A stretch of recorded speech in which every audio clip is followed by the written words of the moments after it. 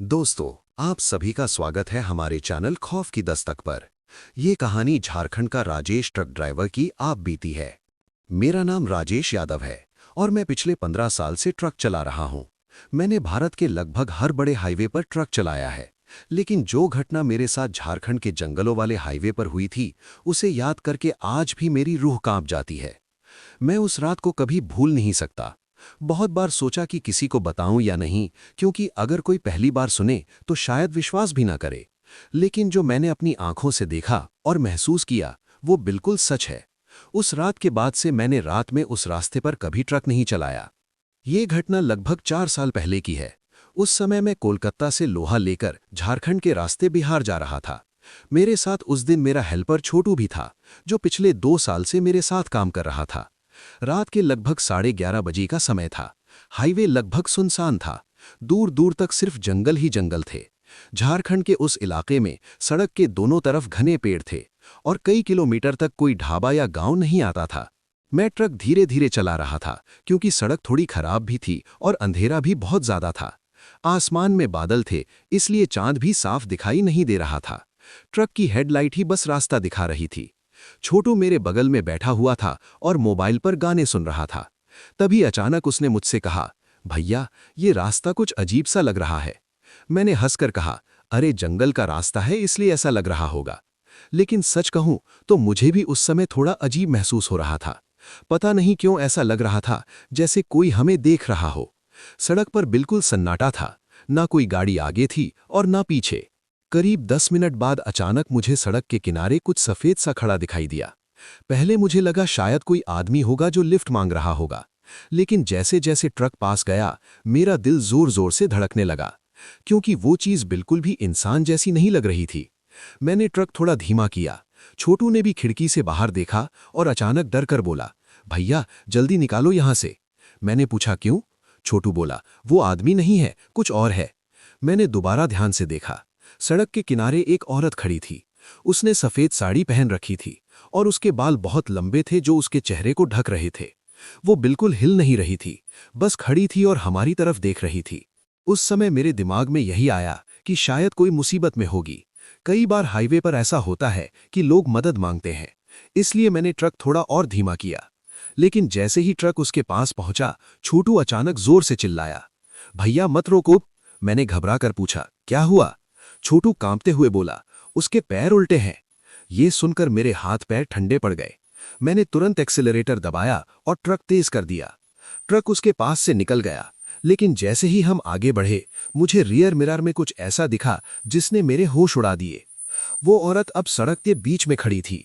मैंने घबराकर ब्रेक मारा। छोटू भी डर के मारे सीट पकड़कर बैठ गया। हमने साफ साफ देखा कि अभी जो औरत पीछे थी, वही अब हमारे ट्रक के सामने खड़ी थी। मेरे पूरे शरीर में सिहरन दौड़ गई। ये कैसे संभव था? हमने तो उसे पीछे छोड़ दिया था। ट्रक की हेडलाइट उसकी तरफ पड़ रही थी, उसके बाल अब भी चेहरे पर थे और वो धीरे धीरे हमारी तरफ बढ़ने लगी। छोटू रोने जैसा हो गया और बोला, भैया ट्रक घुमा लो जल्दी। लेकिन उस सुनसान जंगल में ट्रक घुमाने की जगह ही नहीं थी। मैंने हिम्मत करके हॉर्न बजाया, बहुत तेज हॉर्न बजाया, लेकिन वो औरत रुकी नहीं। वो बस धीरे धीरे ट्रक की तरफ आती जा रही थी।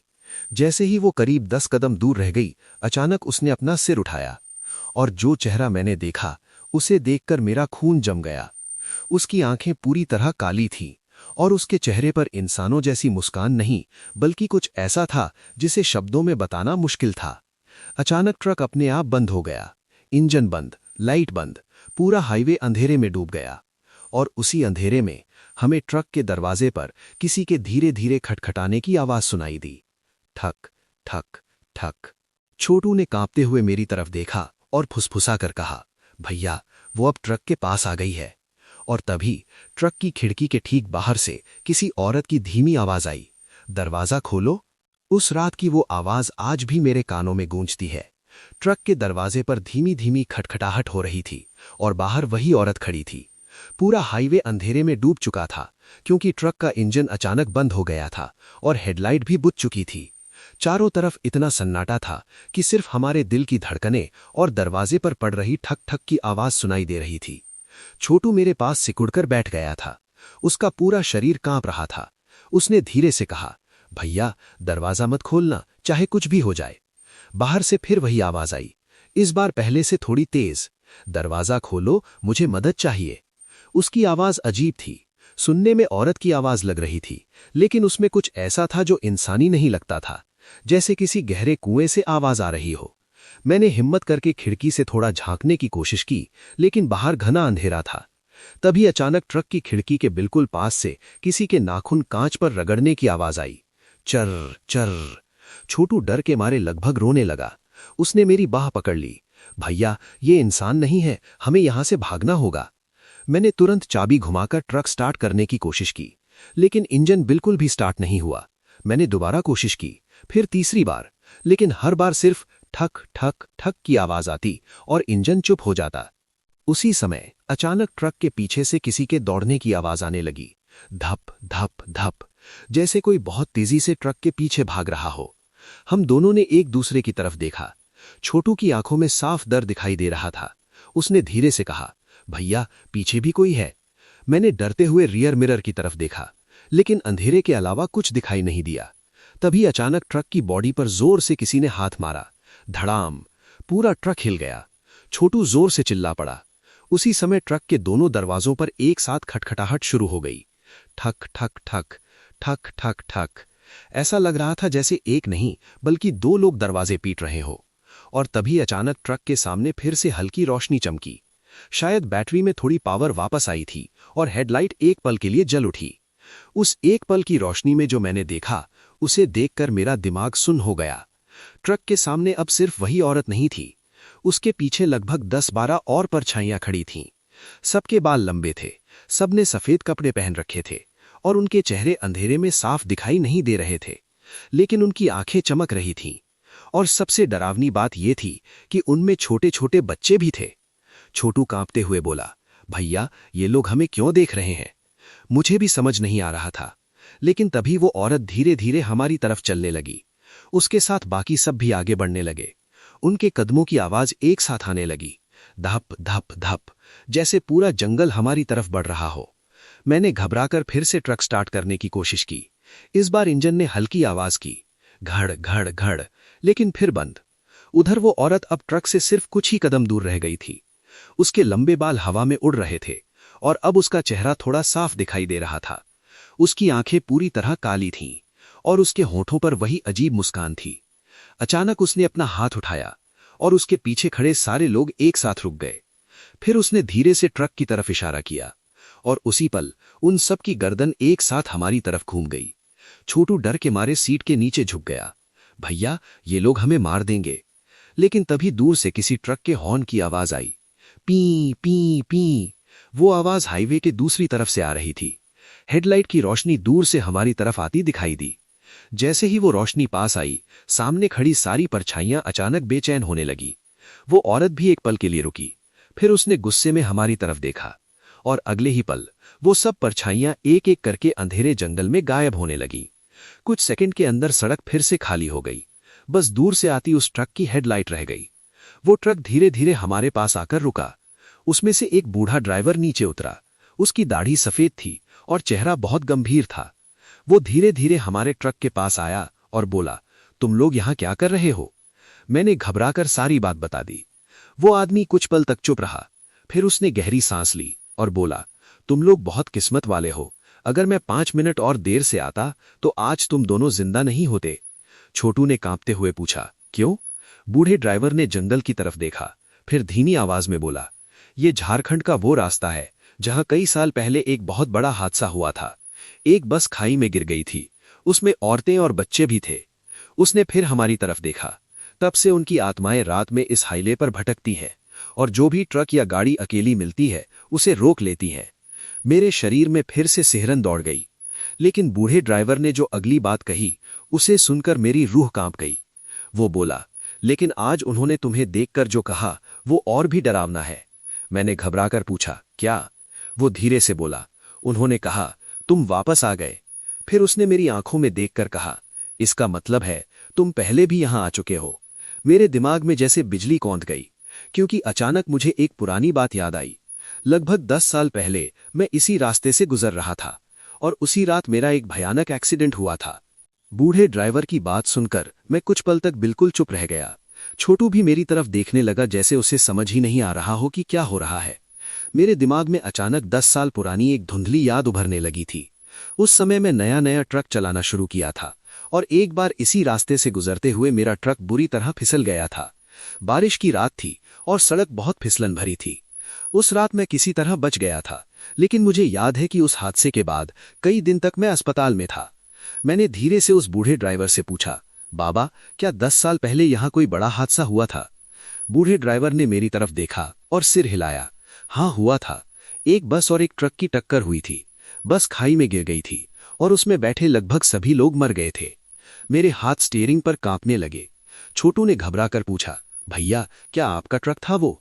मैंने कुछ नहीं कहा, लेकिन मेरे दिमाग में जो तस्वीर उभर रही थी वो मुझे अंदर से हिला रही थी। बूढ़े ड्राइवर की काली आंखें जैसे ही हमारी तरफ उठी, मेरा दिल इतनी तेजी से धड़कने लगा कि लगा अभी सीने से बाहर आ जाएगा।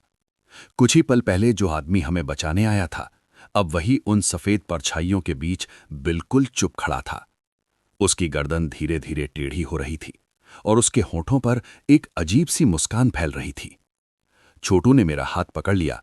उसकी पकड़ इतनी मजबूत थी कि जैसे वो डर के मारे खुद को संभाल नहीं पा रहा हो।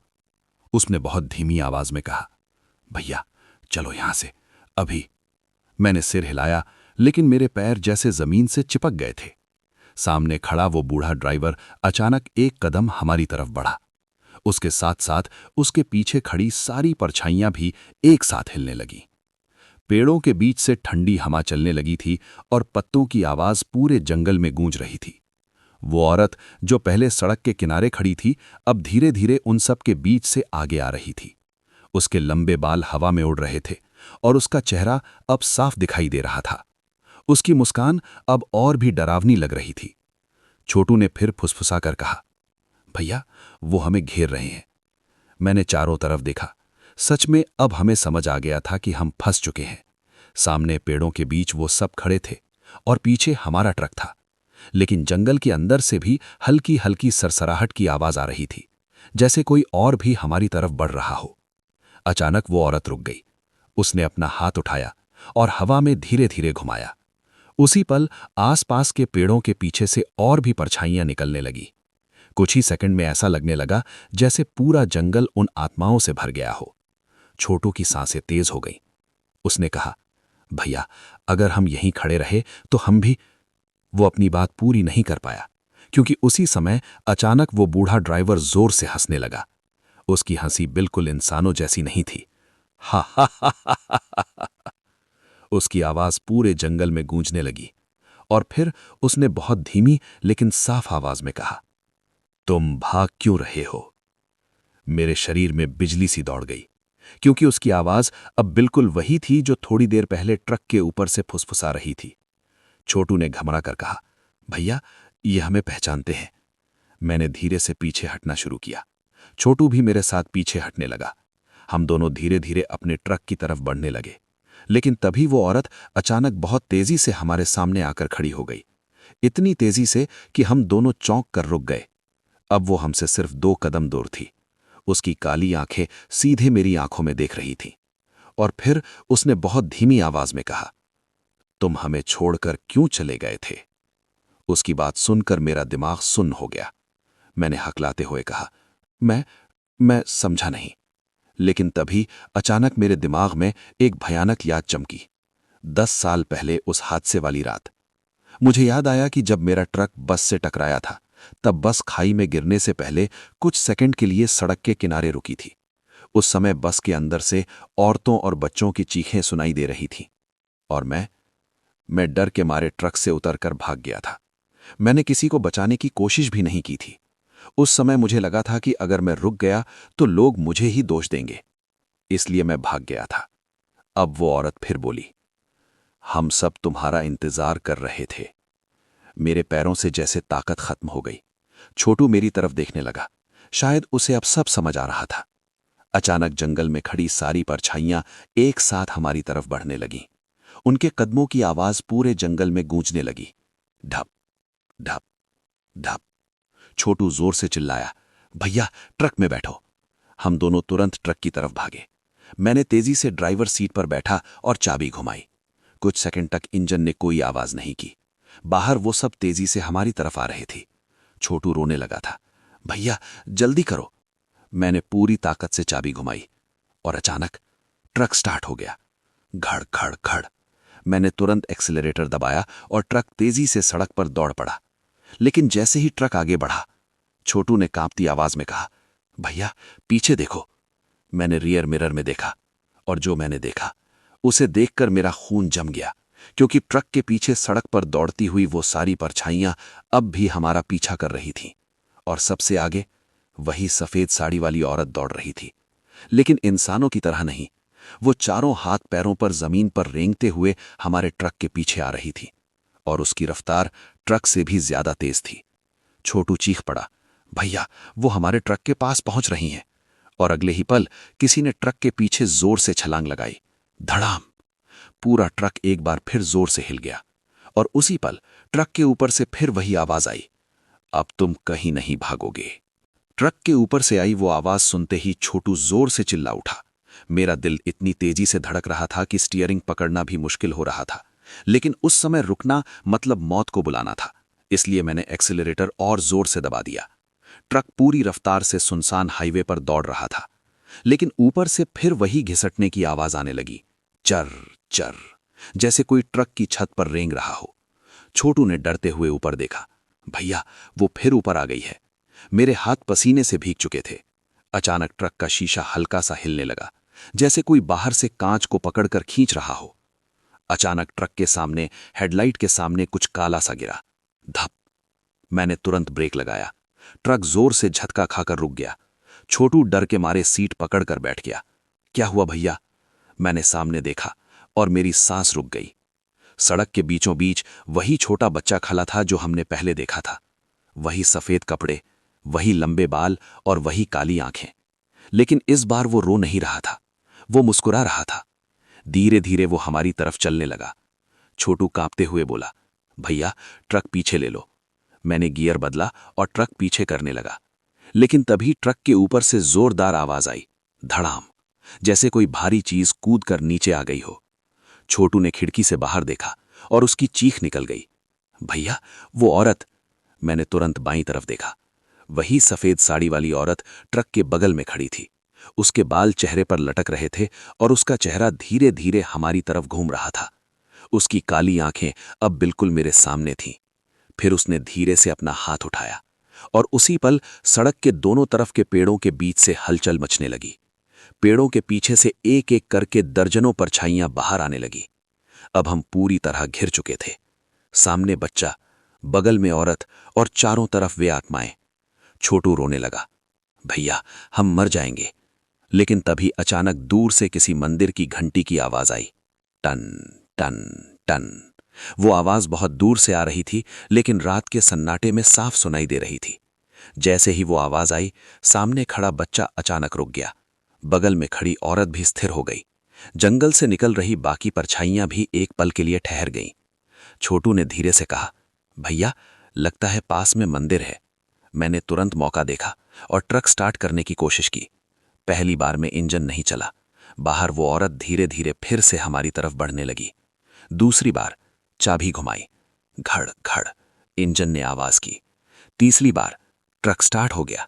मैंने तुरंत ट्रक घुमाया और पूरी रफ्तार से उस दिशा में दौड़ाया जहां से मंदिर की घंटी की आवाज आ रही थी। पीछे मुड़कर देखने की हिम्मत नहीं हो रही थी, लेकिन छोटू ने धीरे से पीछे देखा। उसकी आवाज कांप रही थी, भैया वो सब हमारे पीछे आ रहे हैं। मैंने एक्सीलरेटर और जोर से दबाया। ट्रक अब बहुत तेज दौड़ रहा था। कुछ मिनट बाद दूर सड़क के किनारे हल्की रोशनी दिखाई देने लगी और फिर हमें एक छोटा सा मंदिर दिखाई दिया। मंदिर के बाहर दिया जल रहा था। जैसे ही ट्रक मंदिर के पास पहुंचा, अचानक पीछे से आने वाली सारी आवाजें बंद हो गईं। मैंने ट्रक मंदिर के सामने रोक दिया। हम दोनों जल्दी से नीचे उतरे और मंदिर की तरफ भागे। मंदिर छोटा था, लेकिन अंदर एक बूढ़े पुजारी बैठकर घंटी बजा रहे थे। उन्होंने हमें देखा और तुरंत समझ गए कि हम डरे हुए हैं। उन्होंने शांत आवाज में पूछा, क्या हुआ बेटा? मैंने कांपते हुए पूरी कहानी बता दी। पुजारी कुछ देर तक चुप बैठे रहे। फिर उन्होंने गहरी सांस ली और बोले, तुम बहुत बड़े पाप से बचे हो, लेकिन ये कहानी अभी खत्म नहीं हुई है। छोटू ने घबराकर पूछा, क्यों बाबा? पुजारी ने मेरी आंखों में देखते हुए कहा, क्योंकि जिन आत्माओं को तुमने देखा है वो सिर्फ रास्ता नहीं रोकती। फिर उन्होंने धीमी आवाज में कहा, वे अपने कातिल को कभी नहीं छोड़ती। मेरे पैरों से जैसे जमीन खिसक गई, क्योंकि अब मुझे साफ समझ आ रहा था कि वो आत्माएं मुझे ही ढूंढ रही थीं। और तभी मंदिर के बाहर अचानक फिर वही बच्चे के रोने की आवाज गूंज उठी। छोटू धीरे से बोला, भैया लगता है वो यहां तक फॉलो करके आ गए हैं। मंदिर के बाहर से जैसे ही बच्चे के रोने की आवाज आई, छोटू का चेहरा बिल्कुल सफेद पड़ गया। वो धीरे धीरे मेरी तरफ सरक आया और बोला, भैया ये यहां तक आ गए हैं। मंदिर के अंदर घी के दिए की हल्की रोशनी जल रही थी। बूढ़े पुजारी शांत बैठे थे, लेकिन उनकी आंखें अब दरवाजे की तरफ टिक गई थीं। बाहर से हवा का झोंका आया और मंदिर की घंटी हल्के से हिल गई। टन टन।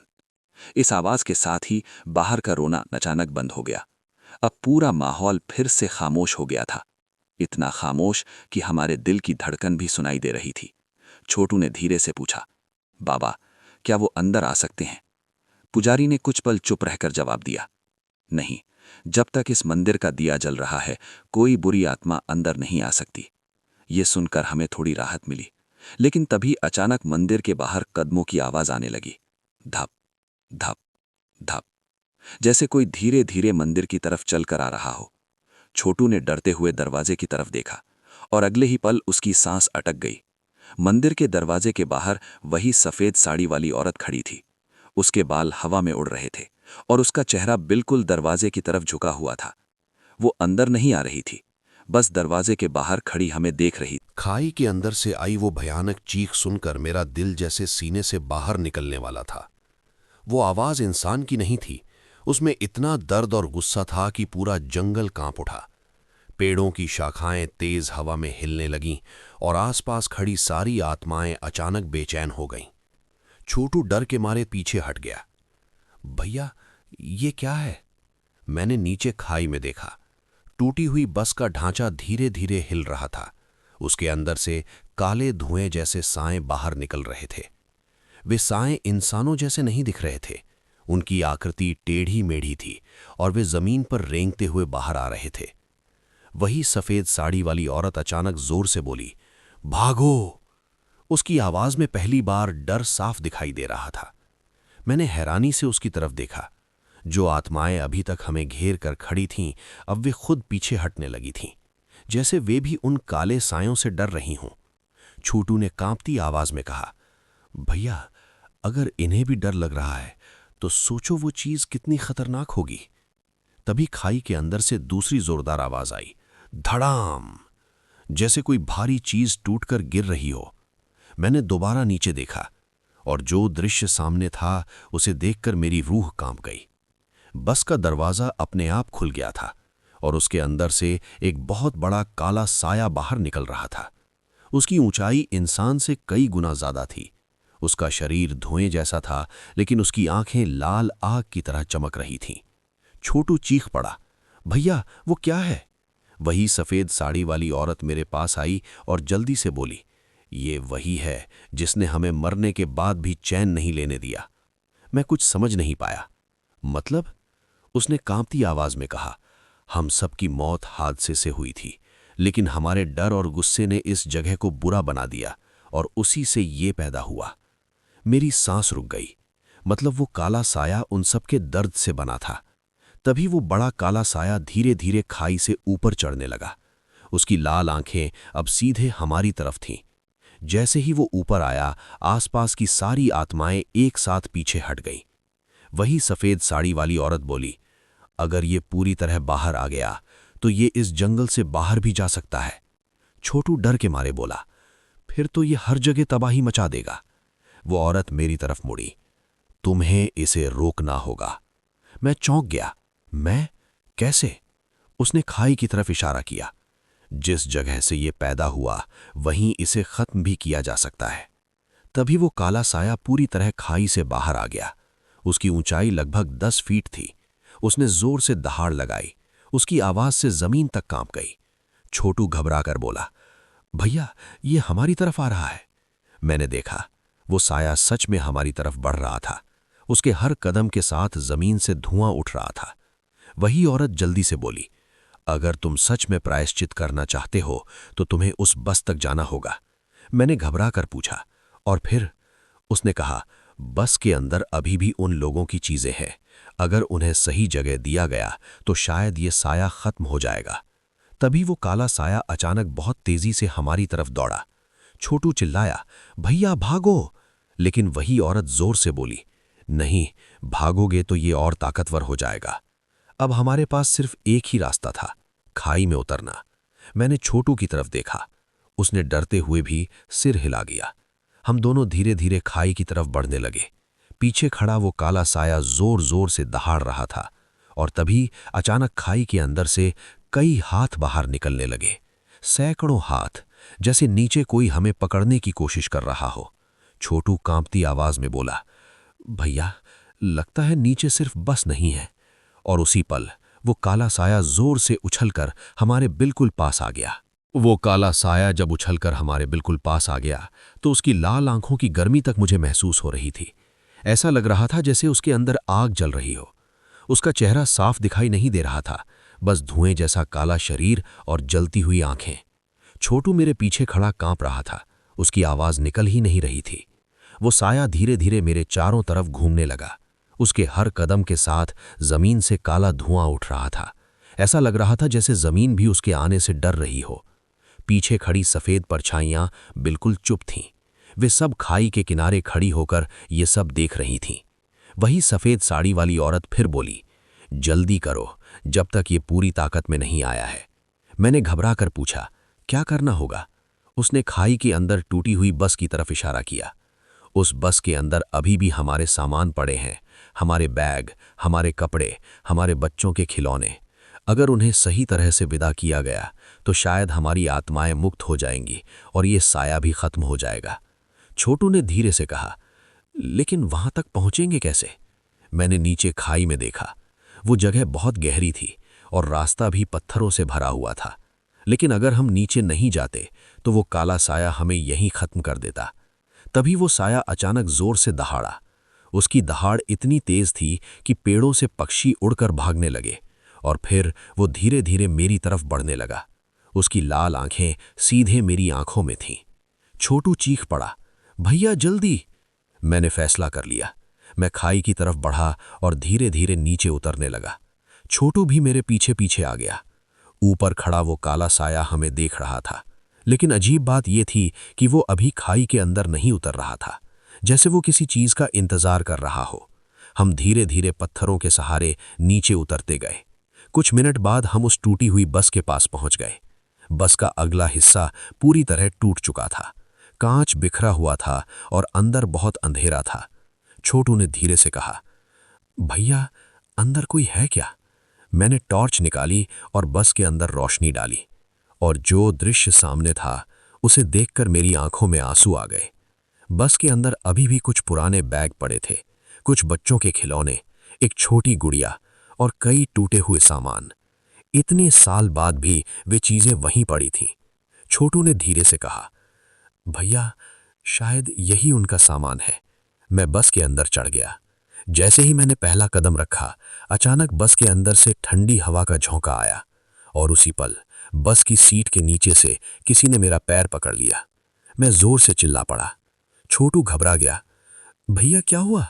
मैंने नीचे देखा और मेरी रूह कांप गई, क्योंकि सीट के नीचे से एक सड़ा हुआ हाथ बाहर निकला हुआ था। वो हाथ मेरा पैर पकड़ रहा था और धीरे धीरे ऊपर खींचने की कोशिश कर रहा था। मैंने पूरी ताकत से पैर छुड़ाने की कोशिश की। तभी बस के अंदर अंधेरे से कई और आवाजें आने लगीं। फुसफुसाहट, कराहने की आवाज, जैसे बहुत सारे लोग एक साथ बोल रहे हों। छोटू ने टॉर्च अंदर डाली और वो डर के मारे पीछे हट गया। भैया, अंदर मत जाओ। मैंने पूछा, क्यों? उसकी आवाज कांप रही थी। बस के अंदर बहुत सारे लोग बैठे हुए हैं। मेरे शरीर में सिहरन दौड़ गई। मैंने धीरे धीरे टॉर्च घुमाकर पीछे की सीटों की तरफ रोशनी डाली, और जो मैंने देखा उसे देखकर मेरी सांस रुक गई। बस की हर सीट पर काले साए बैठे हुए थे। उनकी आंखें लाल चमक रही थीं और वे सब धीरे धीरे मेरी तरफ मुड़ रहे थे। उसी समय ऊपर खाई के किनारे से वही सफेद साड़ी वाली औरत चिल्लाई, जल्दी करो, नहीं तो बहुत देर हो जाएगी। लेकिन तभी बस के अंदर बैठे सारे काले साए अचानक फिर से खड़े हो गए। वे धीरे धीरे मेरी तरफ बढ़ने लगे। छोटू घबराकर बोला, भैया, लगता है हम बहुत बड़ी मुसीबत में फंस गए हैं। और उसी पल बस का दरवाजा अपने आप जोर से बंद हो गया। धड़ाम। अब मैं बस के अंदर फंस चुका था। बस का दरवाजा जैसे ही जोर से बंद हुआ, मेरी सांस जैसे सीने में अटक गई।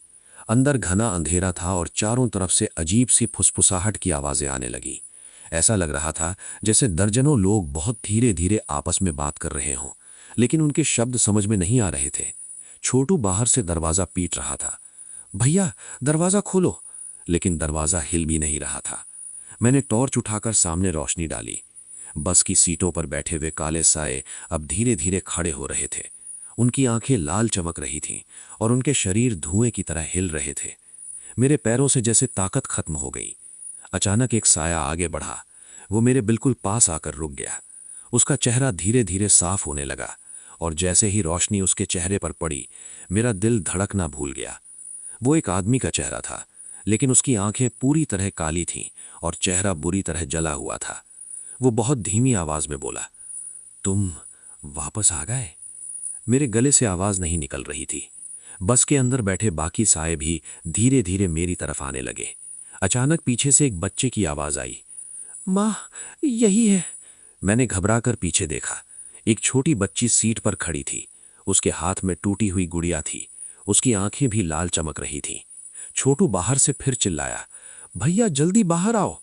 मैंने पूरी ताकत से दरवाजा खींचने की कोशिश की, लेकिन वो जरा भी नहीं खुला। उसी समय वो जला हुआ आदमी फिर बोला, उस रात तुम भाग गए थे। मेरे आंखों के सामने 10 साल पुरानी वो रात फिर से घूम गई। बस की चीखें, लोगों की आवाजें और मेरा डर। मैं धीरे धीरे जमीन पर बैठ गया। मेरी आंखों में आंसू आ गए। हाँ, मैं डर गया था। मैं भाग गया था। बस के अंदर अचानक सन्नाटा छा गया। फिर वो छोटी बच्ची धीरे धीरे मेरे पास आई। उसने अपनी टूटी हुई गुड़िया मेरी तरफ बढ़ाई और बोली, ये मेरी है। मेरे हाथ कांप रहे थे। मैंने धीरे से वो गुड़िया पकड़ ली। तभी ऊपर खाई के किनारे से वही सफेद साड़ी वाली औरत की आवाज आई, यही इनका सामान है, इन्हें साथ ले आओ। अब मुझे समझ आ गया। बस में जो भी सामान था वे सब इन्हीं लोगों का था। अगर मैं ये सब ऊपर ले जाऊं तो शायद इन आत्माओं को शांति मिल जाएगी। मैंने जल्दी जल्दी बस के अंदर जैसे ही मैंने उस जंग लगे ट्रंक पर लटकती हुई नंबर प्लेट देखी, मेरे हाथ कांपने लगे। आंखों के सामने सब कुछ धुंधला सा हो गया। वो नंबर वही था, वही नंबर जो मेरे पुराने ट्रक पर लिखा हुआ था। छोटू ने मेरी तरफ देखा। उसकी आंखों में डर और हैरानी दोनों थे। भैया, इसका मतलब उस रात? मैंने धीरे से सिर झुका लिया। मेरे दिमाग में वो रात फिर से घूमने लगी। बारिश हो रही थी, सड़क फिसलन भरी थी और मैं बहुत तेज ट्रक चला रहा था। उस रात मैं बहुत परेशान था। मालिक ने माल जल्दी पहुंचाने का दबाव डाला था और मैं नींद में भी था। अचानक सामने से बस की हेडलाइट दिखी थी और फिर एक जोरदार टक्कर। उसके बाद चीखें, कांच टूटने की आवाज और डर। मैं डर के मारे ट्रक रोक भी नहीं पाया था। मैं बस वहां से भाग गया था। सालों तक मैंने खुद को यही समझाया कि वो सिर्फ हादसा था, लेकिन अब सच मेरे सामने खड़ा था। छोटू धीरे से बोला, भैया, इसका मतलब वो हादसा आपके ट्रक से हुआ था? मेरी आंखों से आंसू निकल आए। तभी खाई के अंदर से वो जंग लगा ट्रंक धीरे धीरे बाहर खिसकने लगा, जैसे कोई अदृश्य ताकत उसे ऊपर ला रही हो। उसी समय वो विशाल काला साया तेजी से हमारी तरफ बढ़ रहा था। उसके कदमों से जमीन कांप रही थी। पीछे खड़ी आत्माएं घबराकर दूर हटने लगीं। वही सफेद साड़ी वाली औरत फिर मेरे पास आई। उसकी आंखों में इस बार गुस्सा नहीं, बल्कि गहरा दुख था। वो बोली, अब तुम्हें सच का सामना करना होगा। मैंने कांपती आवाज में पूछा, उस ट्रंक में क्या है? उसने खाई की तरफ देखते हुए कहा, तुम्हारे गुनाह का सबूत। मेरी सांस अटक गई। तभी वो ट्रंक खाई के किनारे तक पहुंच गया। वो बहुत पुराना था। उसके ऊपर मिट्टी और जंग की मोटी परत जमी हुई थी। छोटू डरते हुए बोला, भैया, इसे खोलें? मैं कुछ पल चुप रहा, फिर धीरे से आगे बढ़ा। मेरे हाथ इतने कांप रहे थे कि ट्रंक का ताला पकड़ना भी मुश्किल हो रहा था। तभी पीछे से वो विशाल काला साया जोर से दहाड़ा। उसकी दहाड़ से पूरा जंगल गूंज उठा। छोटू चीखा, भैया जल्दी! मैंने पूरी ताकत से ट्रंक का जंग लगा ताला तोड़ा। ताला टूटते ही ट्रंक का ढक्कन धीरे धीरे खुल गया और जैसे ही मैंने अंदर देखा, मेरे पैरों तले जमीन खिसक गई। ट्रंक के अंदर एक इंसान का कंकाल पड़ा था। उसके हाथ में अभी भी एक पुरानी डायरी फंसी हुई थी। छोटू पीछे हट गया। ये कौन है? मैं भी समझ नहीं पा रहा था, लेकिन तभी वही सफेद साड़ी वाली औरत धीरे से बोली, ये उस बस का ड्राइवर था। मेरे दिल की धड़कन तेज हो गई। वो आगे बोली, टक्कर के बाद ये जिंदा था, लेकिन बस के नीचे फंस गया था।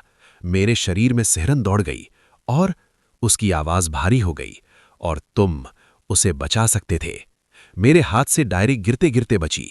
मतलब वो आदमी हादसे के बाद जिंदा था, और अगर मैं रुक जाता तो शायद वो बच जाता। मेरी आंखों के सामने अंधेरा छाने लगा। छोटू ने धीरे से कहा, भैया डायरी खोलो। मैंने कांपते हाथों से डायरी खोली। उसके पहले पन्ने पर कुछ लिखा था, खून से। और जैसे ही मैंने वो लाइन पढ़ी, मेरी सांस रुक गई। उस पर लिखा था, अगर कोई ये पढ़ रहा है तो उसे बता देना कि असली राक्षस वो ड्राइवर है जो हमें छोड़कर भाग गया। मेरे हाथ से डायरी गिर गई। तभी वो विशाल काला साया अचानक हमारे बिल्कुल पास आ गया, और उसकी लाल आंखें सीधे मेरी आंखों में घूर रही थीं। वो भारी आवाज में बोला, तुम वापस आ गए। छोटू डर के मारे चिल्ला उठा, भैया ये बोल रहा है। और उसी पल उस काले साए का चेहरा धीरे धीरे बदलने लगा, और कुछ सेकंड बाद उसका चेहरा बिल्कुल साफ दिखाई देने लगा। मेरे पैरों तले जमीन खिसक गई, क्योंकि वो चेहरा उसी बस ड्राइवर का था जिसका कंकाल अभी अभी हमने उस जंग लगे ट्रंक में देखा था। जैसे ही उस विशाल काले साए का चेहरा साफ दिखाई देने लगा, मेरा दिल जोर जोर से धड़कने लगा। वो बिल्कुल उसी बस ड्राइवर का चेहरा था जिसका कंकाल अभी अभी हमने उस जंग लगे ट्रंक में देखा था। उसकी आंखें लाल आग की तरह जल रही थीं, और उसका चेहरा गुस्से और दर्द से भरा हुआ था। छोटू मेरे पीछे खड़ा कांप रहा था। उसकी आवाज जैसे गले में ही अटक गई थी, भैया ये वही है। मैं कुछ बोल नहीं पा रहा था। मेरे सामने वही आदमी खड़ा था जिसे मैं उस रात मरने के लिए छोड़कर भाग गया था। वो काला साया धीरे धीरे मेरी तरफ झुका। उसकी आवाज भारी और डरावनी थी, तुम आखिर वापस आ ही गए। उसकी आवाज सुनकर मेरी रूह कांप गई। मैंने डरते हुए कहा, मुझे माफ कर दो, मैं डर गया था। वो काला साया अचानक जोर से हंसने लगा। उसकी हंसी पूरे जंगल में गूंज गई।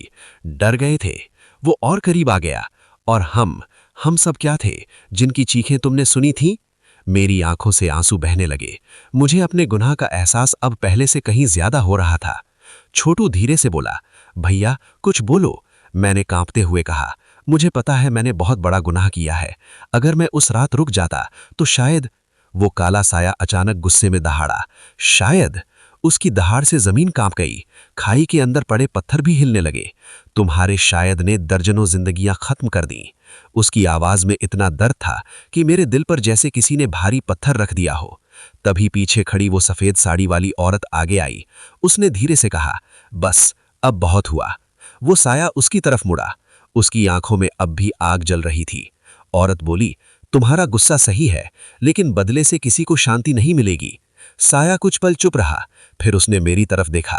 शांति? वो फिर हंसा। 10 साल से हम इस अंधेरे में भटक रहे हैं और तुम शांति की बात कर रही हो? छोटू धीरे से मेरे पास आ गया। भैया अब क्या होगा? मुझे खुद नहीं पता था।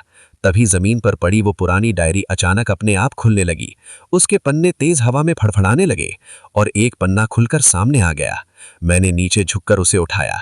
उस पन्ने पर कुछ लिखा था, लेकिन इस बार वो खून से नहीं बल्कि सामान्य स्याही से लिखा हुआ था। मैंने धीरे धीरे पढ़ना शुरू किया। अगर ये डायरी किसी को मिले तो उससे बस एक ही गुजारिश है, हमारे परिवारों को बता देना कि हम आखिरी वक्त तक जिंदा थे। मेरी आंखों में आंसू भर आए। उस बस ड्राइवर का काला साया भी चुप होकर मुझे देख रहा था। मैंने आगे पढ़ा, हम नहीं चाहते कि कोई बदला ले, हम बस चाहते हैं कि हमारी कहानी दुनिया तक पहुंचे। मैंने धीरे से डायरी बंद कर दी। जंगल में फिर से सन्नाटा छा गया। मैंने हिम्मत जुटाकर उस साए की तरफ देखा और धीरे से कहा, अगर मैं आपकी कहानी सबको बता दूं, अगर मैं आपके परिवारों तक सच्चाई पहुंचा दूं, तो क्या आपको शांति मिल जाएगी? कुछ पल तक कोई आवाज नहीं आई। फिर वो विशाल साया धीरे धीरे शांत होने लगा। उसकी आंखों की लाल आग थोड़ी कम हो गई। वो भारी आवाज में बोला, क्या तुम सच में ऐसा करोगे? मैंने बिना सोचे सिर हिला दिया। हाँ, मैं अपनी बाकी जिंदगी यही करूंगा। छोटू भी बोला, हम दोनों करेंगे। कुछ सेकंड तक पूरा जंगल शांत रहा। फिर अचानक वो काला साया धीरे धीरे धुएं की तरह हल्का होने लगा। लेकिन उसी समय खाई के अंदर से फिर एक अजीब आवाज आई, जैसे कोई और चीज हिल रही हो। छोटू घबरा कर बोला, भैया नीचे फिर कुछ हिल रहा है। मैंने खाई में झांका और जो मैंने देखा उसे देखकर मेरे होश उड़ गए, क्योंकि बस के टूटे हुए ढांचे के पीछे एक और परछाई खड़ी थी। लेकिन वो इंसान जैसी नहीं थी, उसकी आंखें नीली चमक रही थीं और वो धीरे धीरे हमारी तरफ बढ़ रही थी। बस ड्राइवर का साया भी मुड़कर उसे देखने लगा और उसकी आवाज अचानक फिर से डर से भर गई। नहीं, ये फिर से आ गया। जैसे ही मैंने खाई के अंदर उस नई परछाई को देखा, मेरा शरीर सिहरन दौड़ गया। वो पहले वाले काले साए जैसी नहीं थी, उसका शरीर भी धुएं जैसा ही था, लेकिन उसकी आंखें गहरी नीली रोशनी में चमक रही थीं। बस ड्राइवर का साया, जो अभी कुछ पल पहले तक गुस्से से भरा हुआ था, अब अचानक डर गया था। उसने पीछे हटते हुए धीरे से कहा, नहीं, ये यहां कैसे आ सकता है? छोटू ने घबरा कर पूछा, भैया ये कौन है? मेरे पास कोई जवाब नहीं था। खाई के अंदर खड़ी वो नीली आंखों वाली परछाई धीरे धीरे ऊपर आने लगी। उसके कदम बहुत धीमे थे, लेकिन हर कदम के साथ आसपास की हवा और ठंडी होती जा रही थी। पेड़ों की पत्तियां एकदम स्थिर हो गईं। जंगल में ऐसा सन्नाटा छा गया जैसे समय रुक गया हो। पीछे खड़ी आत्माएं भी अब डर के मारे दूर हटने लगी थीं। वही सफेद साड़ी वाली औरत भी पहली बार घबराई हुई दिख रही थी। मैंने उससे पूछा, ये क्या है? उसने धीरे से कहा, ये इंसान की आत्मा नहीं है। मेरी सांस रुक गई। मतलब? वो बोली, जब बहुत ज्यादा दर्द और मौत एक जगह इकट्ठा हो जाते हैं तो कभी कभी कुछ और पैदा हो जाता है। छोटू ने डरते हुए पूछा, कुछ और मतलब? औरत की आवाज कांप रही थी, एक अंधेरी ताकत। तभी वो नीली आंखों वाली परछाई खाई से पूरी तरह बाहर आ गई। अब वो हमारे सामने खड़ी थी। उसकी ऊंचाई इंसान जैसी ही थी, लेकिन उसका चेहरा बिल्कुल साफ नहीं दिख रहा था। बस उसकी दो चमकती नीली आंखें अंधेरे में चमक रही थीं। बस ड्राइवर का साया पीछे हट गया। उसकी आवाज अब डर से भरी हुई थी, ये वही है जिसने हमें यहां बांध कर रखा है। मैं चौंक गया, क्या मतलब? ड्राइवर की आत्मा बोली, हम इस जगह से कभी जा ही नहीं सकते थे, क्योंकि ये हमें जाने ही नहीं देता। मेरे शरीर में ठंड दौड़ गई। मतलब ये सारी आत्माएं इतने सालों से इसी ताकत के कारण फंसी हुई थीं। तभी वो नीली आंखों वाली परछाई धीरे धीरे हमारी तरफ बढ़ने लगी। उसकी आवाज बहुत धीमी थी, लेकिन साफ सुनाई दे रही थी, काफी समय बाद कोई नया इंसान आया है। छोटू डर के मारे पीछे हट गया। भैया ये हमसे बात कर रहा है। मैं भी डर गया था, लेकिन मैंने हिम्मत करके पूछा, तुम कौन हो? वो परछाई कुछ पल चुप रही, फिर धीरे से बोली, मैं इस जगह की भूख हूं। उसकी आवाज सुनकर मेरी रूह कांप गई। भूख? वो बोली, डर, दर्द और मौत से पैदा हुई भूख। तभी अचानक जमीन पर पड़ी डायरी अपने आप हवा में उठने लगी। उसके पन्ने तेज हवा में फड़फड़ाने लगे और एक पन्ना खुलकर सामने आ गया। मैंने नीचे झुककर उसे उठाया। उस पन्ने पर कुछ लिखा था, लेकिन इस बार वो खून से नहीं बल्कि सामान्य स्याही से लिखा हुआ था। मैंने धीरे धीरे पढ़ना शुरू किया। तुमने इनकी कहानी पढ़ ली। उसकी नीली आंखें और तेज चमकने लगीं। अब तुम भी इसका हिस्सा बनोगे। छोटू जोर से बोला, नहीं। लेकिन उसी पल वो नीली आंखों वाली परछाई अचानक हवा में गायब हो गई और अगले सेकंड वो बिल्कुल मेरे पीछे खड़ी थी। मेरी सांस जैसे रुक गई। उसकी ठंडी आवाज मेरे कान के पास आई, अब तुम्हारी बारी है। तभी बस ड्राइवर का साया जोर से चिल्लाया, भागो यहां से। और वो पूरी ताकत से उस नीली आंखों वाली परछाई पर टूट पड़ा। दोनों साए आपस में टकरा गए और उसी पल पूरे जंगल में भयानक हवा चलने लगी। पेड़ जोर जोर से हिलने लगे। छोटू ने मेरा हाथ पकड़ लिया, भैया जल्दी भागो। लेकिन तभी वो नीली आंखों वाली परछाई अचानक हवा में। मंदिर का दरवाजा जैसे ही धीरे धीरे खुलने लगा, मेरी सांस जैसे रुक गई। बाहर गहरा अंधेरा था और उसी अंधेरे के बीच दो चमकती हुई नीली आंखें साफ दिखाई दे रही थीं। हवा अचानक इतनी ठंडी हो गई कि मेरे हाथ कांपने लगे। छोटू मेरे बिल्कुल पास आकर खड़ा हो गया। उसकी आवाज डर से भर गई थी, भैया वो अंदर आ रही है। मंदिर के बीच खड़ा वो बूढ़ा आदमी बिल्कुल शांत था। उसने धीरे से हाथ उठाकर हमें पीछे आने का इशारा किया। डरो मत, मंदिर के अंदर ये पूरी तरह नहीं आ सकती। मैंने घबराकर पूछा, क्यों? वो धीरे धीरे मंदिर के बीच बने पुराने पत्थर के चबूतरे की तरफ गया। वहां एक पुरानी घंटी और एक छोटा सा शिवलिंग रखा था। वो बोला, ये जगह बहुत पुरानी है, यहां सालों से पूजा होती रही है, इसी वजह से वो ताकत यहां पूरी तरह प्रवेश नहीं कर सकती। तभी दरवाजा पूरी तरह खुल गया और उसी पल मंदिर के बाहर अंधेरे में खड़ी वो नीली आंखों वाली परछाई धीरे धीरे सामने आ गई। उसका शरीर धुएं जैसा था, लेकिन उसकी आंखें अब पहले से भी ज्यादा चमक रही थीं। छोटू डर के मारे पीछे हट गया। भैया, ये तो यहीं खड़ी है। वो परछाई मंदिर की सीढ़ियों तक आई, लेकिन जैसे ही उसने अंदर कदम रखने की कोशिश की, अचानक मंदिर के अंदर रखे दीपक की लौ तेज हो गई। घंटी अपने आप बजने लगी, टन टन टन, और वो परछाई अचानक रुक गई। उसकी नीली आंखें गुस्से से चमकने लगीं। वो भारी आवाज में बोली, ये जगह तुम्हें हमेशा नहीं बचा पाएगी। मेरे शरीर में सिहरन दौड़ गई। बूढ़ा आदमी आगे बढ़ा और मंदिर के दरवाजे के पास खड़ा हो गया। उसने शांत आवाज में कहा, तुम्हारी ताकत डर से पैदा हुई है, लेकिन यहां डर नहीं है। परछाई अचानक हंसने लगी। उसकी हंसी बहुत डरावनी थी। डर नहीं है? उसकी आंखें मेरी तरफ घूम गईं। तो फिर इस आदमी के दिल में क्या है? मेरी सांस रुक गई। वो सीधे मेरी तरफ देख रही थी। पछतावा, डर और अपराध। मुझे लगा जैसे वो मेरे दिल के अंदर झांक रही हो। छोटू ने मेरा हाथ पकड़ लिया। भैया, ये आपको देख रही है। तभी वो परछाई अचानक थोड़ा और आगे बढ़ी, मंदिर की सीढ़ियों तक, और जैसे ही उसने फिर अंदर आने की कोशिश की, अचानक मंदिर के फर्श पर हल्की रोशनी फैल गई, जैसे जमीन के अंदर कोई पुराना चिन्ह चमक रहा हो। बूढ़ा आदमी तुरंत बोला, पीछे हट जाओ। हम दोनों जल्दी से पीछे हट गए। मंदिर के फर्श पर एक बड़ा गोल चिन्ह चमकने लगा था। उस चिन्ह से हल्की सफेद रोशनी निकल रही थी। नीली आंखों वाली परछाई गुस्से से चिल्लाई, तुम मुझे हमेशा के लिए नहीं रोक सकते। बूढ़ा आदमी बोला, लेकिन आज की रात के लिए जरूर। कुछ पल तक दोनों के बीच सन्नाटा छाया रहा।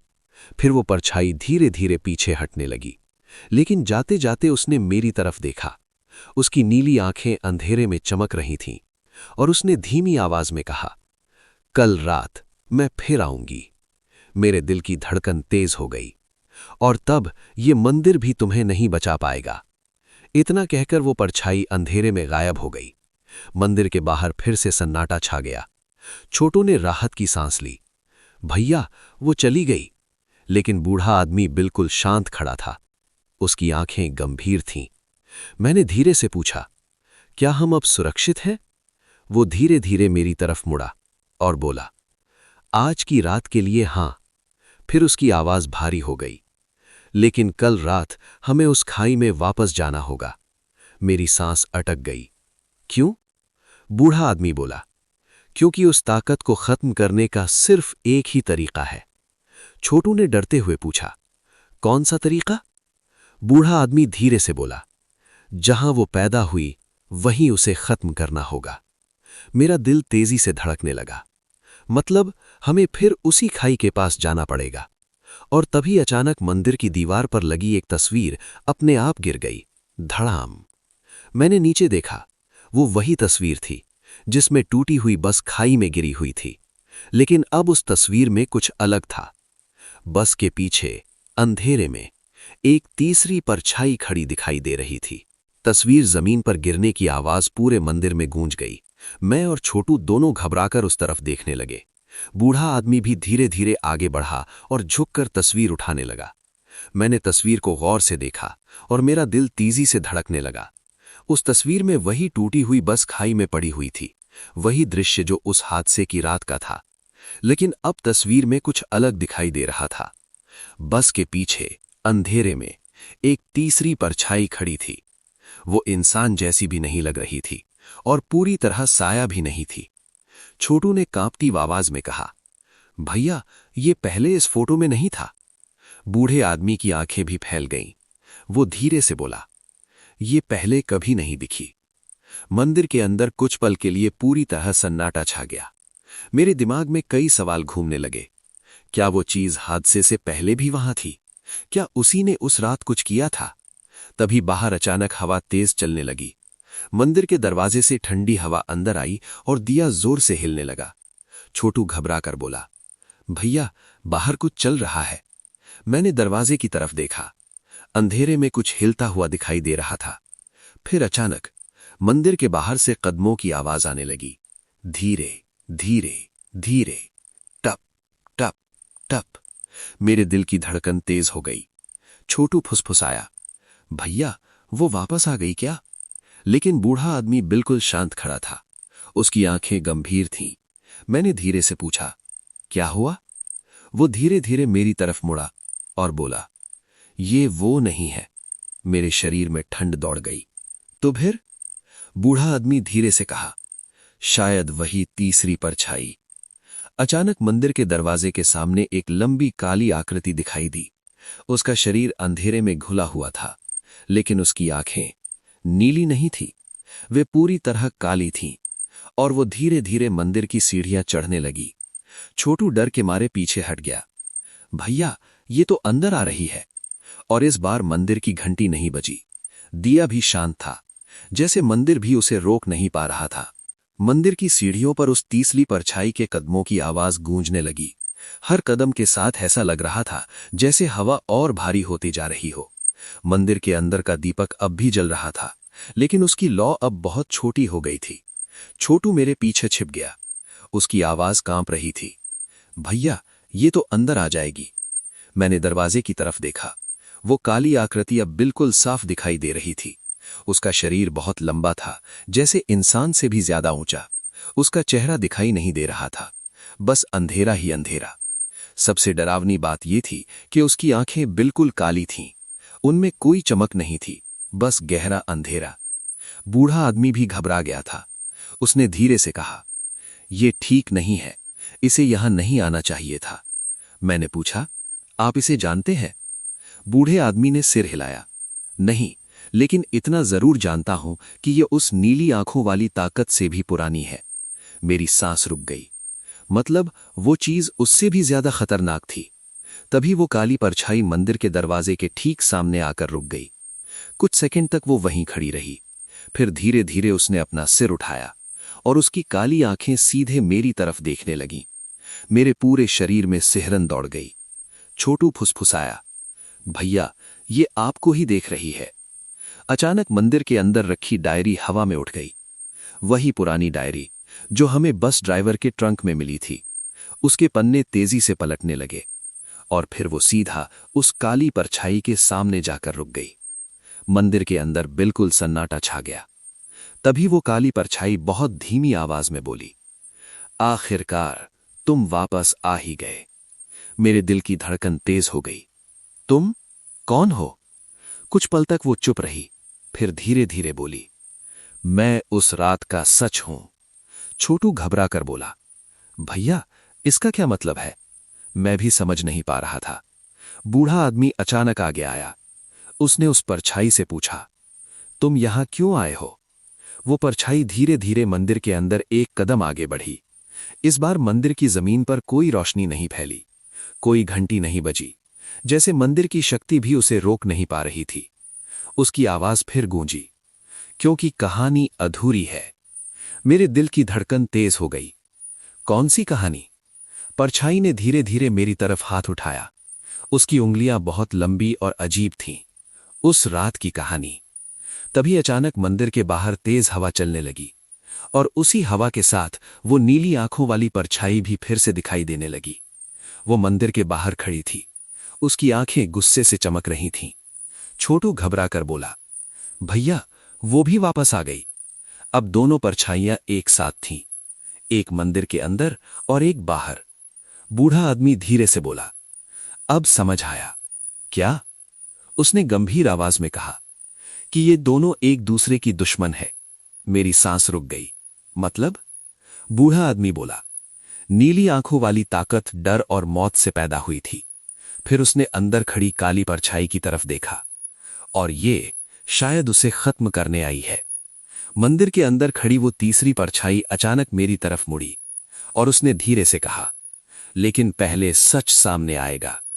तभी अचानक मंदिर की दीवारों पर लगी सारी तस्वीरें अपने आप हिलने लगीं। एक एक करके सब गिरने लगीं। धड़ाम धड़ाम धड़ाम। और हर तस्वीर में बस हादसे की एक नई झलक दिखाई देने लगी।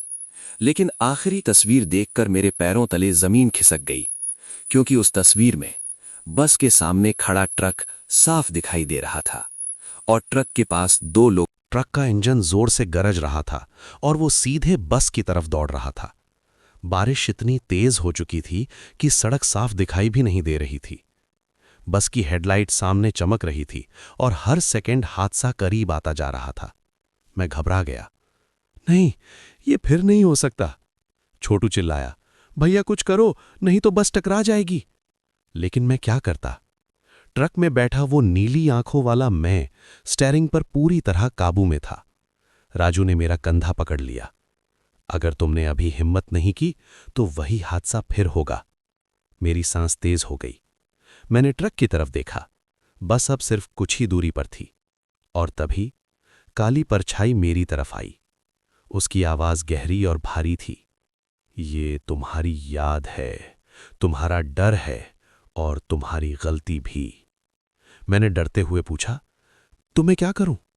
वो बोली, अपने डर का सामना करो। मेरे दिल की धड़कन तेज हो गई। मैंने पूरी ताकत से ट्रक की तरफ दौड़ लगा दी। बारिश मेरे चेहरे पर गिर रही थी। सड़क फिसलन भरी थी, लेकिन मैं रुका नहीं। ट्रक अब बस से सिर्फ कुछ मीटर दूर था। मैंने छलांग लगाकर ट्रक का दरवाजा पकड़ लिया। दरवाजा खुल गया और मैं सीधे ड्राइवर सीट के पास पहुंच गया। वो नीली आंखों वाला मैं अब भी मुस्कुरा रहा था। उसकी आंखें अजीब तरह से चमक रही थीं। वो बोला, तुम फिर आ गए। मेरे शरीर में सिहरन दौड़ गई। तू कौन है? वो हंस पड़ा। मैं वही हूं जो उस रात तुम्हारे डर से पैदा हुआ था। छोटू और राजू सड़क पर खड़े ये सब देख रहे थे। बस अब बिल्कुल सामने थी। कुछ ही सेकंड बाकी थे। मैंने स्टीयरिंग पकड़ने की कोशिश की, लेकिन उसने मेरा हाथ झटक दिया। उसकी ताकत बहुत ज्यादा थी। वो बोला, उस रात तुम भाग गए थे, इसलिए ये हादसा हुआ। मेरे दिल में अपराध बोध फिर जाग गया। हाँ, मैं भाग गया था। बस अब कुछ ही कदम दूर थी। मैंने पूरी ताकत से चिल्लाया, लेकिन इस बार नहीं भागूंगा। मैंने स्टीयरिंग को जोर से पकड़ लिया। वो नीली आंखों वाली ताकत गुस्से में चिल्लाई, तुम मुझे रोक नहीं सकते। लेकिन इस बार मैंने पूरी ताकत लगा दी। स्टीयरिंग को जोर से दूसरी तरफ घुमा दिया। ट्रक अचानक सड़क से मुड़ गया और अगले ही पल बस तेज रफ्तार से हमारे सामने से निकल गई। हादसा नहीं हुआ। सड़क पर अचानक सन्नाटा छा गया। बारिश धीरे धीरे कम होने लगी। नीली आंखों वाला मैं अचानक चीखने लगा। उसका शरीर धुंध में बदलने लगा। वो चिल्लाया, ये खत्म नहीं हुआ, और अगले ही पल वो गायब हो गया। मैं ट्रक के अंदर ही बैठा रह गया। मेरी सांस तेज चल रही थी। कुछ सेकंड बाद सब कुछ गायब होने लगा। सड़क, बारिश, ट्रक और मैं फिर मंदिर के अंदर खड़ा था। छोटू मेरे पास आकर बोला, भैया आप ठीक हो? मैंने धीरे से सिर हिलाया। राजू भी हमारे पास खड़ा था। काली परछाई अब भी मंदिर के अंदर मौजूद थी। उसने धीरे से कहा, हादसा अब खत्म हो चुका है। मेरे दिल से जैसे भारी बोझ उतर गया। लेकिन तभी मंदिर के बाहर से अचानक वही नीली आंखें फिर चमकीं। छोटू डर गया। भैया वो अभी भी बाहर है। काली परछाई धीरे से बोली, हाँ, क्योंकि उसकी कहानी अभी खत्म नहीं हुई। मेरी सांस फिर अटक गई। मतलब? काली परछाई ने मंदिर के दरवाजे की तरफ देखा, क्योंकि उस रात बस में एक और रहस्य छिपा था। अचानक मंदिर के बाहर खड़ी नीली आंखों वाली परछाई जोर से चीखने लगी और उसी पल मंदिर के अंदर रखी डायरी अपने आप खुल गई। उसके आखिरी पन्ने पर एक नाम लिखा हुआ था।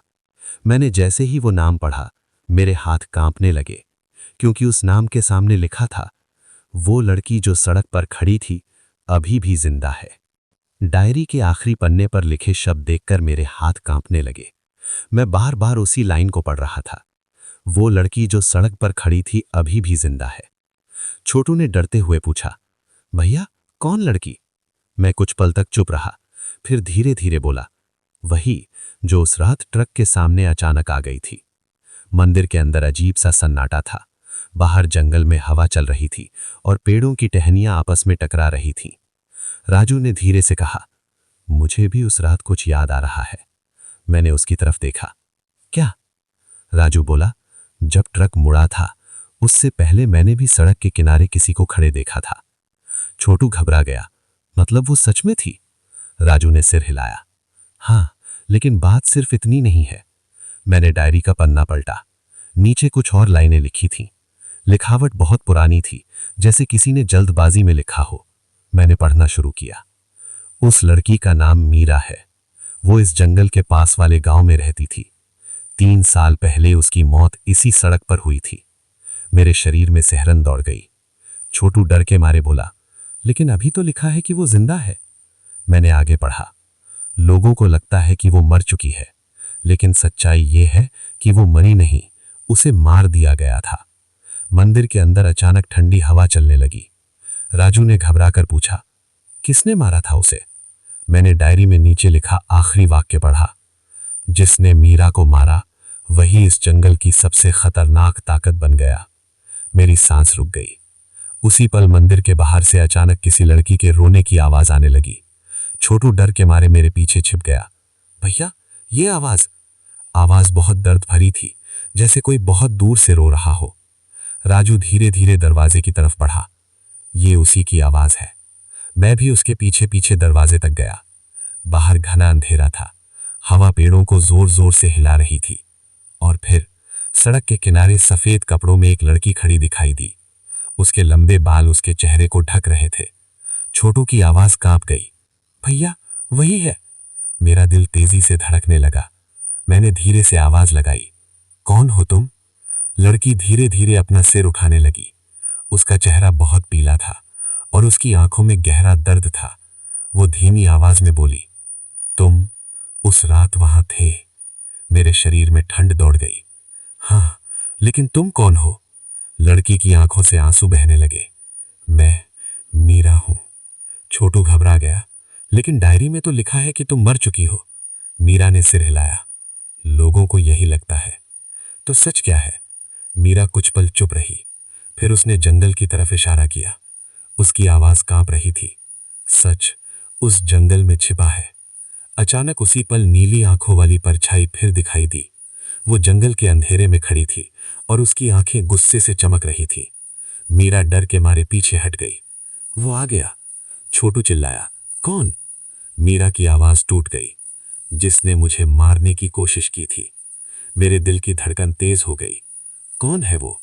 मीरा ने धीरे धीरे उस नीली आंखों वाली परछाई की तरफ देखा और कांपती आवाज में बोली, वही जिसने उस रात बस का हादसा करवाया था। मंदिर के अंदर खड़ी काली परछाई अचानक बोली, अब समय आ गया है कि सच्चाई पूरी सामने आए। तभी जंगल के अंदर से भारी कदमों की आवाज आने लगी। धड़ धड़ धड़, जैसे कोई बहुत बड़ा आदमी अंधेरे से बाहर आ रहा हो। मीरा डर के मारे फुसफुसाई, वो आ रहा है। जंगल के अंदर से आती भारी कदमों की आवाज लगातार तेज होती जा रही थी। धड़ धड़ धड़, हर कदम के साथ जमीन जैसे हल्की सी कांप रही थी। हवा अचानक बहुत ठंडी हो गई और पेड़ों के पत्ते अजीब तरह से सरसराने लगे। छोटू डर के मारे मेरे कंधे को पकड़कर खड़ा था। भैया, ये कौन आ रहा है? मीरा पीछे हटती जा रही थी। उसकी आंखों में साफ डर दिखाई दे रहा था। वो धीरे से बोली, वही जिसने मेरी जिंदगी बर्बाद कर दी। मैंने अंधेरे में देखने की कोशिश की। कुछ सेकंड बाद जंगल के अंदर से एक काली आकृति धीरे धीरे बाहर आने लगी। उसका शरीर बहुत भारी था, कंधे चौड़े थे और उसका चेहरा पूरी तरह अंधेरे में छिपा हुआ था।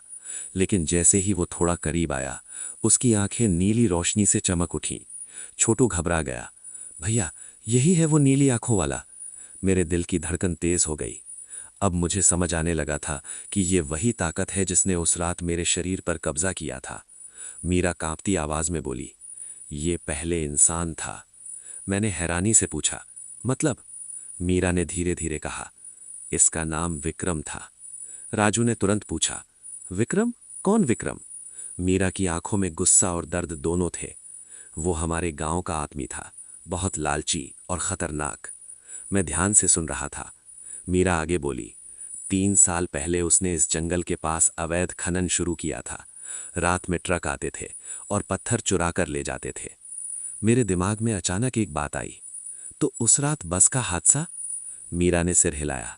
हाँ, उस रात भी उसके ट्रक जंगल के रास्ते से गुजर रहे थे। छोटू ने पूछा, लेकिन तुम सड़क पर क्यों खड़ी थी? मीरा की आंखों में आंसू आ गए, क्योंकि मैंने उसे देख लिया था। राजू ने धीरे से पूछा, क्या देखा था? मीरा बोली, वो अपने लोगों के साथ किसी को मार रहा था। शायद कोई मजदूर था जिसने पुलिस को बताने की कोशिश की थी। मेरे शरीर में सिहरन दौड़ गई। तो उसने तुम्हें भी? मीरा ने सिर झुका लिया। हाँ, उसने मुझे पकड़ लिया और इस सड़क पर लाकर मारने की कोशिश की। छोटू घबरा गया। फिर तुम बची कैसे? मीरा ने धीरे धीरे मेरी तरफ देखा। क्योंकि उसी वक्त तुम्हारा ट्रक आ गया था। मेरी सांस रुक गई। मतलब उस रात जब मैंने सड़क पर लड़की देखी थी, वो सच में मीरा ही थी? मीरा बोली, मैं जान बचाने के लिए सड़क के बीच भागी थी, लेकिन तुमने ट्रक मोड़ दिया। मुझे सब समझ आने लगा था। ट्रक मुड़ा, बस सामने आ गई और हादसा हो गया। मीरा की आवाज भारी हो गई। विक्रम ने उसी हादसे का फायदा उठाया। उसने लोगों को बताया कि मैं बस हादसे में मर गई। तभी सामने खड़ा वो नीली आंखों